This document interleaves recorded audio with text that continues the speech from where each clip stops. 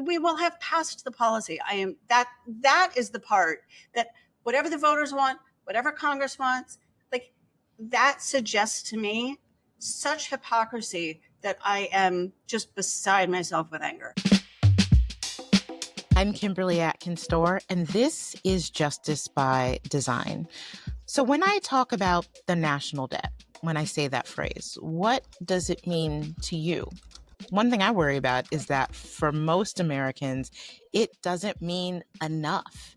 People really don't understand what a rising national debt could mean for them, how it impacts them at their kitchen tables, how it impacts their businesses, and how it could lead to our children and their children being worse off than we are. And that's not the American dream at all. So to help explain this, I am very, very happy to be joined by Wendy Edelberg, who is a senior fellow of economic studies at the Brookings Institution. Wendy, welcome to Justice by Design. So happy to be here.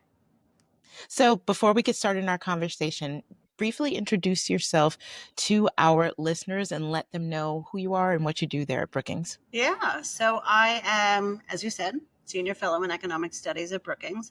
What that means is that I put out pieces on what I think is happening with inflation, immigration, fiscal policy, what I think tariff policy is doing to the economy. I'm a macroeconomist, so I have a broad remit. Until recently, I ran something called the Hamilton Project, which is a center at Brookings that focuses on getting concrete policy ideas supported by academic research, getting those ideas in front of policymakers. And then what's related to this conversation we're having today, before that, I was chief economist at the Congressional Budget Office. All right. So I will be calling on all that expertise in this conversation to explain to our listeners and to me. I mean, I have some grasp of all of this, but even I am trying to just better understand what's going on, especially right now as we have been debating the budget and the national debt over the past couple of weeks. So just so that we understand what we're talking about, when we say the national debt and the way that it's ballooning, what exactly are we talking about?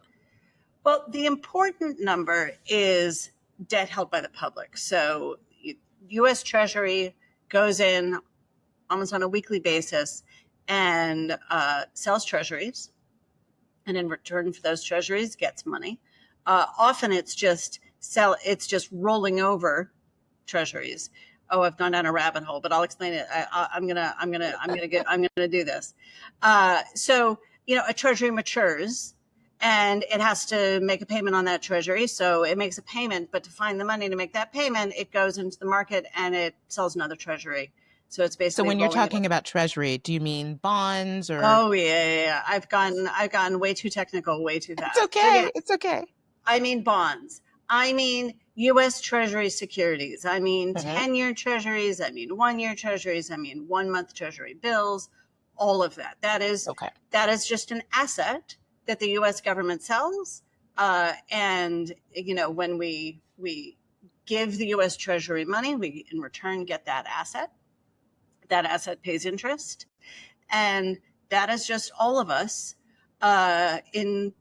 Probably literally all of us, if you think about what your pension might be holding, if you put money in the bank and you're earning interest on a checking account, albeit not very much interest, your bank is holding treasuries. So, we are probably literally every single one of us listening to this conversation today, somehow lending to the U.S. government. And the way that we do that is we buy the treasuries that the U.S. government is selling. That number is, I'm going to give you the exact number. It's $28.95 trillion. So that's just an unfathomably large number to get a handle on. And so it's useful to think about that number relative to the size of the economy and, so debt as a share of GDP. And though I'm gonna give you that number too, but I want to say, because you're going to see that number is going to be pretty close to 100. There's nothing magical about debt as a share of GDP being 99%, 100% versus 101%. Nothing happens, nothing breaks. Mm, It's just a nice benchmark. sure. And so right now it is nearly 100%, and it is projected to go higher. And if what's being debated in Congress right now passes, it will go even higher. So, why do we need to have so much debt as a country? I mean, we're taught as individuals that it's not good to carry large amounts of debt, that we should pay our bills so that we are not over leveraged. Why does the government operate that way? In many ways, it makes absolute perfect sense for the federal government to borrow from the public and for us to have a national debt. Uh, One is that the US government, the federal government, is making a lot of long term investments in various ways that are going to pay off over a long time. And because it's taking the long view as we want it to take the long view, it makes perfect sense to borrow to make those investments. I'm thinking about investments really broadly in terms of investing in the healthcare of children, Hmm. the education of children, um, investing in the military to make sure we're safe. That has a long-term payoff. So in many ways, it makes perfect sense for our children and our children's children to uh, help finance all of those endeavors. Um, I'll also say that the global financial system, which is to say all of us and everybody else in the world who also has money and is trying to figure out what to do with it, has a really unending appetite for U.S. Treasury securities.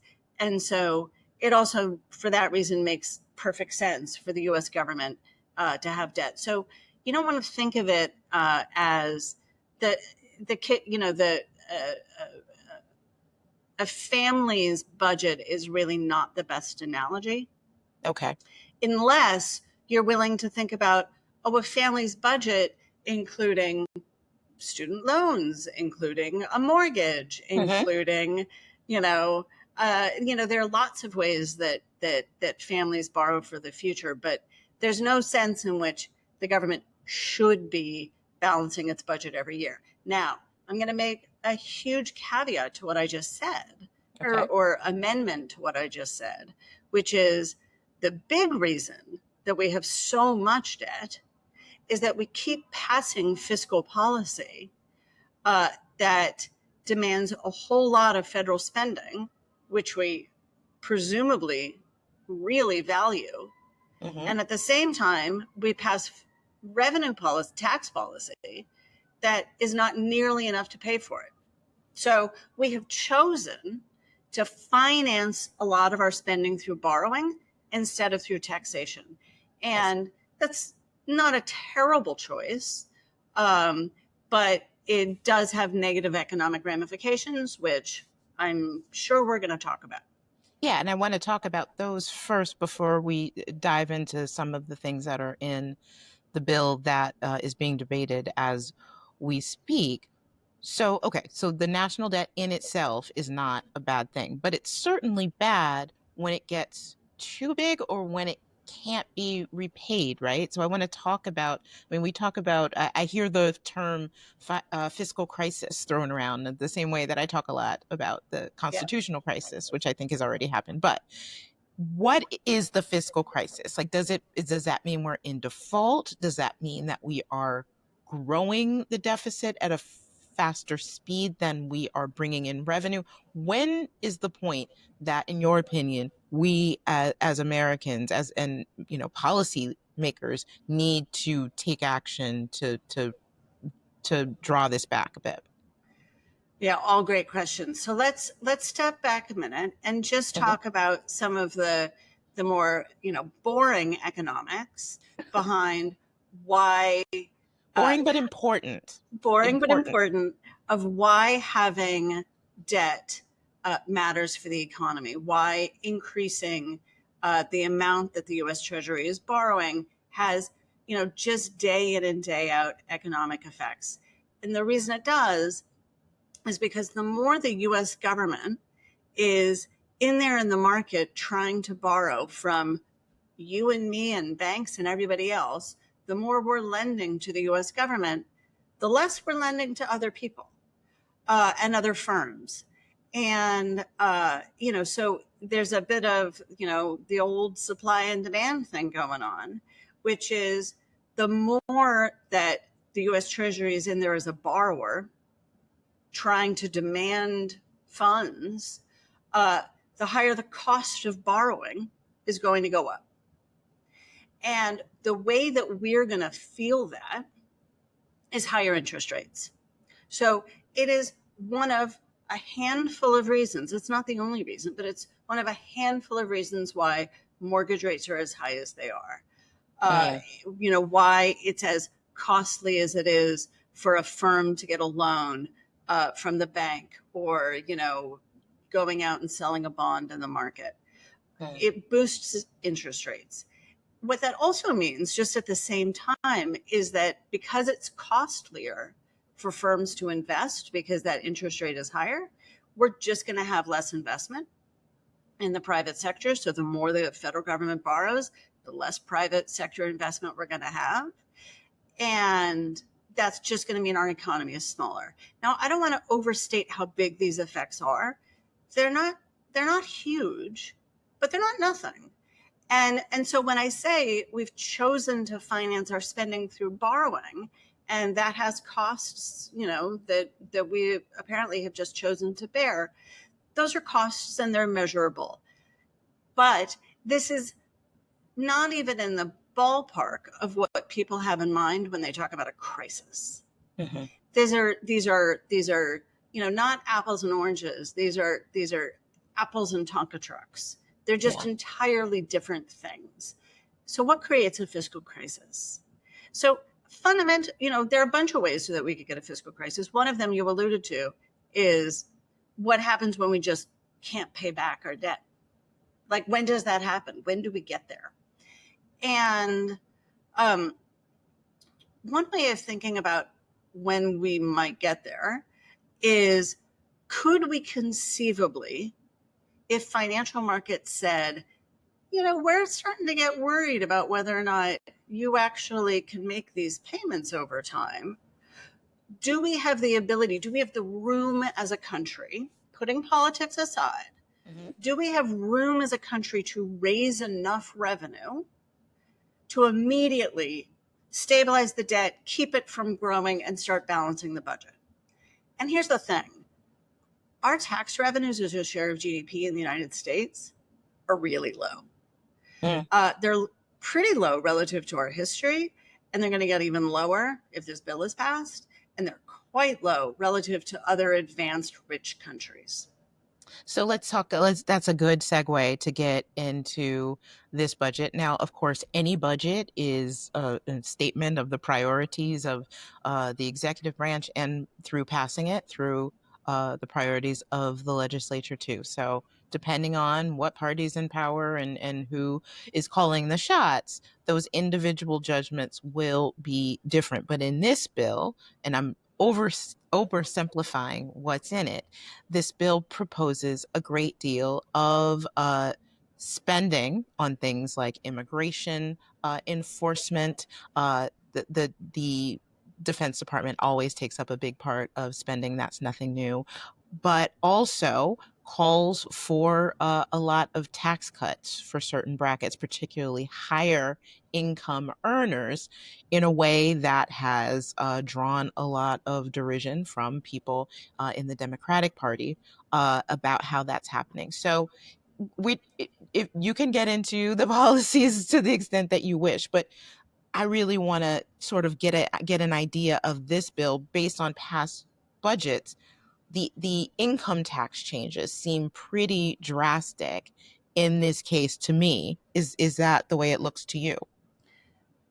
So if I were to point to more drastic parts of this bill, I mean, some of the more drastic parts are only there for a limited time. So, we're like throwing up our hands and saying, oh, just that silly Congress, not taxing tips, not taxing overtime, giving seniors $6,000 a year in tax credits. Oh, pshaw, how long could that last? I mean, maybe it won't last very long, but those are very significant changes, albeit short-lived. There are, moving away from the tax side, there are big changes in how people can sign up for Medicaid and who's eligible and how hard it is to get Medicaid, and will result in many fewer people being able to get Medicaid. And then even if you can get it, it will be way more onerous, with an administrative burden of having to like sign up all the time and show your paperwork all the time and show that you're working and show that you're eligible. And they have purposefully made Medicaid harder to get. They have, they've put in significant cuts to SNAP, which is just going to mean that some families go hungry. I mean, right. Like, so these are cost cutting, to be sure, but it's about the priorities and which Americans are bearing the burden of that cost cutting. I mean, I think you also said it though correctly, which Americans voted for. So, apparently we want this as a country. We are now, one of the things that in this bill, you mentioned immigration.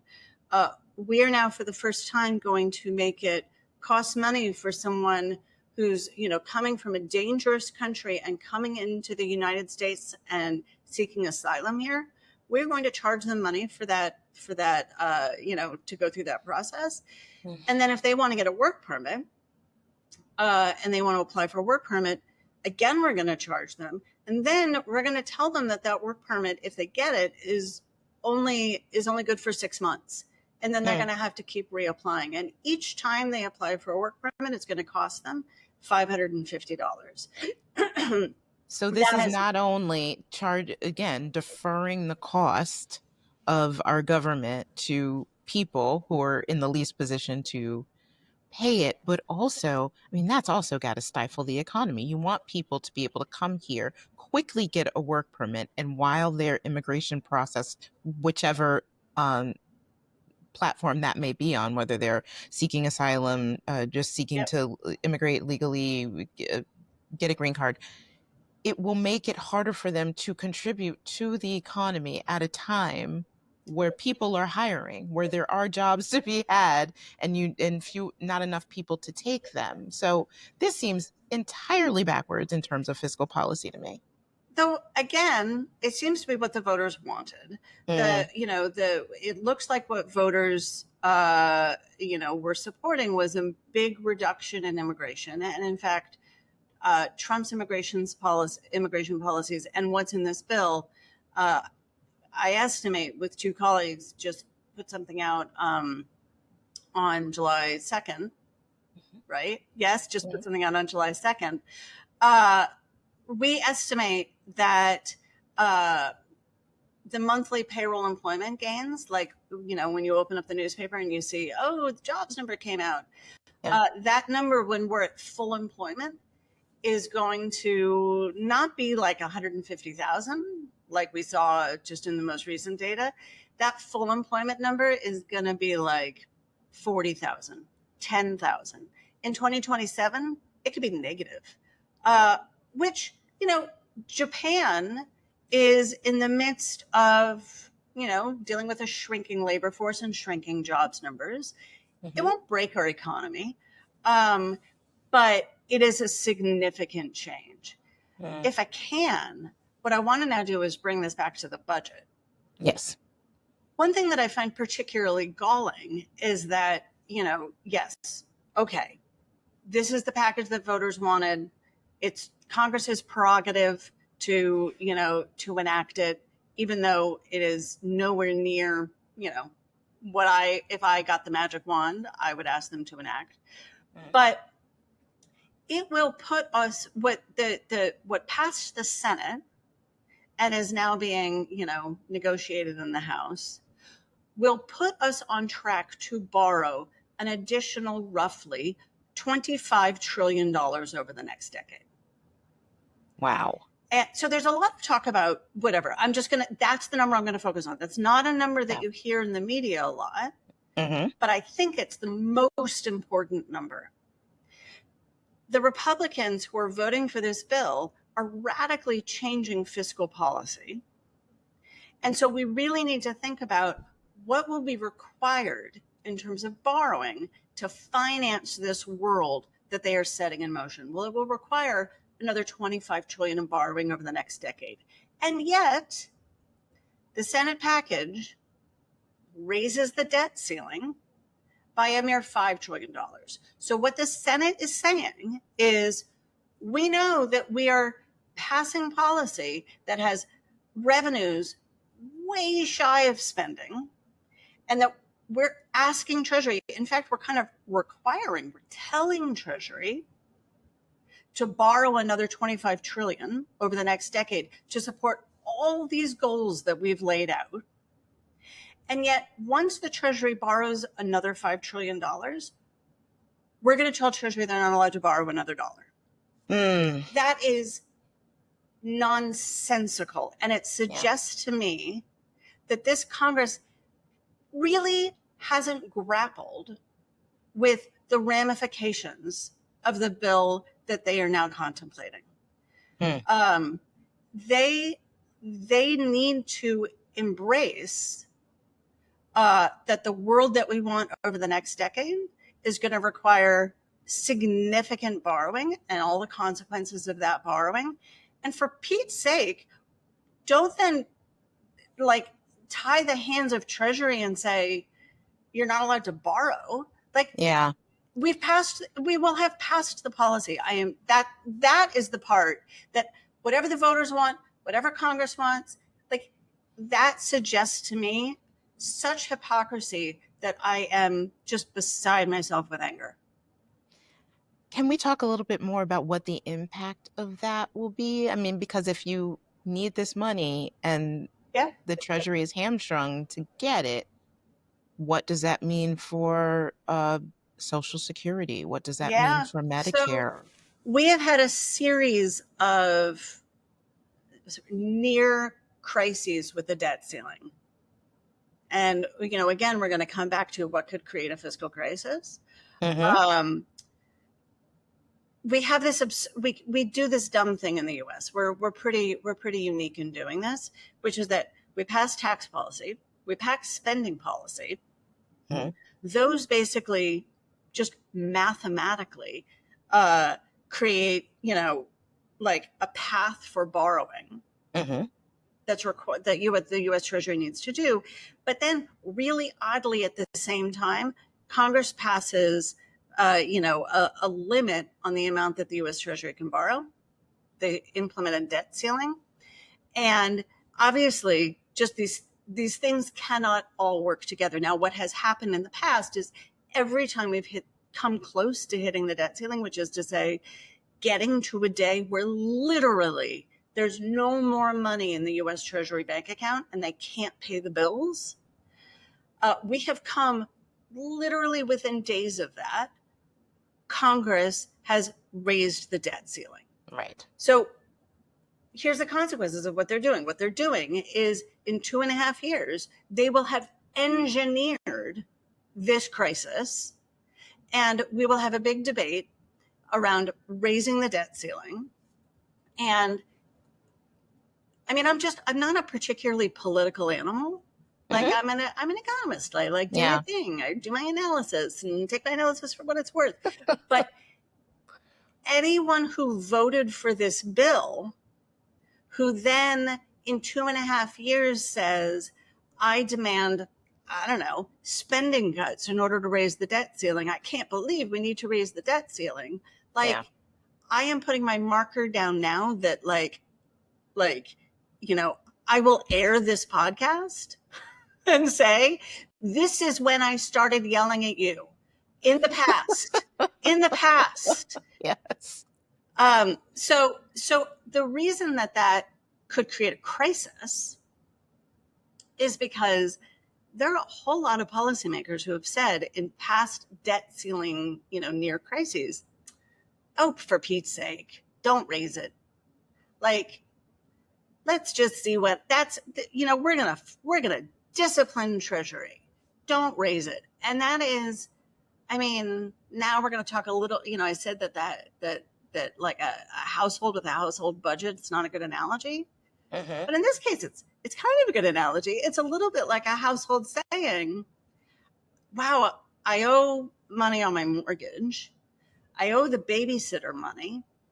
I owe the guy who mowed my lawn money. Mm-hmm. I owe my kids college money. But you know what? So sorry. I've hit my borrowing limit. And there's no money in the checking account. I've hit my limit. Yeah. You guys are just out of luck. If only I hadn't hit my borrowing limit.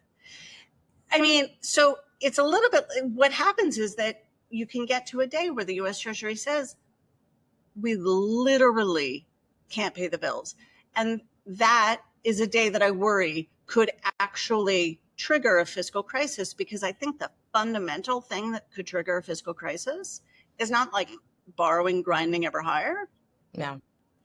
It's financial markets, which sounds abstract, but it's just people like you and me holding treasury securities. Mm-hmm. All of us saying we've lost faith in the federal government. And that can happen when debt to GDP is 100%, 60%, 120%. Like, that's just us saying, you guys are clowns. Yeah. So what is the solution then? I mean, you mentioned, for example, the really dumb way that we do fiscal policy as a nation, which is we separate these things and don't think about it in a holistic way. Is it the way that we fund the government that needs to change? Is it the priorities? How do we fix what it seems to be? I mean, I've been in Washington for 19 years, and every single one of the years I've been here, we've been in some sort of debt ceiling crisis. And you think, maybe we should fix this. Yes. Maybe this isn't the best way to do it. What do solutions actually look like, and how realistic is it that we can implement them? So in a narrow sense, the solution is to get rid of the debt ceiling. And in fact, President Trump said we should get rid of the debt ceiling. To truly get rid of it would probably have to happen in a bipartisan way. But I mean, in a narrow sense, that's the way to solve this problem. Right. But in actuality, there's always one party in power and one party that is not, and the one that is not is going to fight the party that is in power, even though it will stay the same when the parties of power switch. But I think the broader answer to your question of like, how do we fix this, is that it's not just policymakers' fault. It's we as a country have to grapple more honestly with what we want our federal government to do, what federal spending we value, and then, having made that choice, say, we want to tax ourselves, or we accept the reality that we have to tax ourselves to pay for that federal spending we value. And we just have not had that honest conversation with ourselves. So the idea that policymakers are going to put in place a big tax increase and perhaps a spending decrease to put us on a more sustainable fiscal trajectory, the idea that they're going to do that when the public isn't calling for it just strikes me as fanciful. Yeah.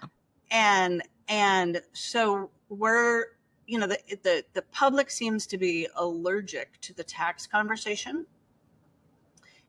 And in fact, if we talk about raising taxes, the language we often use or hear is about taxes as punishment. Yes. I don't want to raise taxes on that guy because I don't like that guy. Right. And that can be part of a change in tax policy, but the bigger issue is we just need to raise revenue. And that means raising revenue on people, raising taxes on people who make $150,000 a year, Mm-hmm. that means like recognizing that people all across the income spectrum, except for the people who were like really financially struggling, Mm-hmm. like saying we value what the federal government does and we're going to pay for it. That's Yeah. just that's a different universe than the one I have lived in with you in Yes. DC for the past 19 years. Yeah, I mean, I think you're putting on, just from what you said earlier about, what the people voted for, to this, that, we don't make tax a digestible election issue. It seems that you don't expect a discussion about the national debt to come back down to your vote matters and elections have consequences, but that's exactly what it is. And that's exactly how voters should think when they are casting their votes for president, for Congress, and even in their state houses, that fiscal policy is not just the priorities of the people who we're electing, but it's our priorities too. It's who we think we are as a Yes. country and the way we should allot our resources as a country and how responsible we are fiscally when we do that. But that's harder. That's harder than just the barehanded political fights that we're so used to now. And also just being lawmakers just not being fully transparent about their plans on fiscal policies in a way that voters can be as responsive as they ought to be. And instead, what policymakers do is they like dangle the debt numbers in, like how many dollars would you have to stack up to the moon and back? How many times do those Yes. dollars go around the earth? Right. In a way that's just a scare tactic. Where no, Mm-hmm. I mean, what I think, as I said at the beginning, I think our debt's just making our economy a little smaller. Yeah. But I'm not, I'm not out there trying to scare people. As long as we have credible policymakers and strong institutions like the Federal Reserve, like the U.S. Treasury, like, you know, uh, strong financial institutions and public institutions, the public will very likely want to lend to the U.S. government. And, interest rates will be a little higher as we borrow more and more, but, some interest rates will be a little higher. That's the cost. But the day policymakers really look like they're going to embrace being irresponsible. I'm angry enough that I keep I keep thinking You're of using language your that words I carefully. I have to appreciate that. I keep thinking of language that I can't use. Uh, you know, like the day policymakers truly lose the trust Yeah. of the public, Mm-hmm. um, that's and that's a political issue. That's political malpractice. That's not Yeah. about grindingly higher debt. That's that's about political malpractice creating a fiscal crisis. And as much as I'm not worried about the effects of grindingly higher debt, particularly, I am wildly worried about that kind of political malpractice. I'm thinking you use that word trust, and on currency, we have "in God we trust." I guess the more realistic phrase would be "in our lawmakers we must trust." Yeah. And when we lose that, we're in big trouble. Yes. Wendy Edelberg, you have made me smarter in this discussion, and I really appreciate you helping to explain to me and our listeners why tax policy is our values, all of our values, and the role that we play in ensuring that we do not drive off a financial cliff. Thank you so much for joining me on Justice by Design. You're welcome. It was a pleasure. And thanks to all of you for listening. And don't forget to subscribe to Justice by Design wherever you get your podcasts. You can also check out the pod on YouTube, where you can see me have discussions with people like Wendy about solutions to the biggest problems we face as a society. I will see you next time I'm Kimberly Atkins Stohr, and this is Justice by Design.